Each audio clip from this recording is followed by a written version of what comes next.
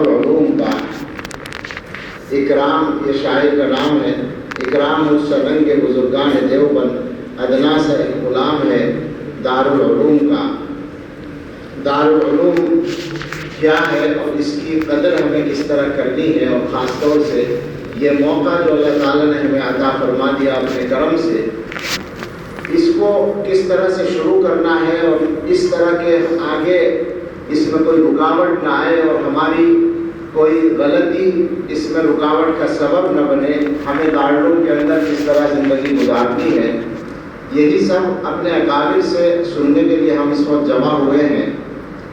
मौलाना ज़फ़र अली ख़ान ने नज़म कही थी, शाद बाशो शाद सी सरज़मीन देवबंद, हिंद में तूने किया इस्लाम का झंडा बुलंद, और उसका मख्ता था गर्मी हंगाम तेरी है हुसैन अहमद से आज, जिनसे परचम है रिवायात सलफ़ का सर बुलंद। आज हमारी सआदत है कि आज की गर्मी हंगामा इब्ने हुसैन अहमद से है। अल्लाह ताला उनका साया हमारे सरों पर कायम रखे। बड़े एहतराम के साथ दरख्वास्त है दारुल देवबंद के बावकार सदर मुदर्रिसीन, हम सब के उस्ताद और मुरब्बी हज़रत मौलाना सैयद अरशद मदनी साहब दामत बरकातहुम से कि हज़रत अपनी नसीहतों से हमें मुस्तफ़ीद फरमाएं।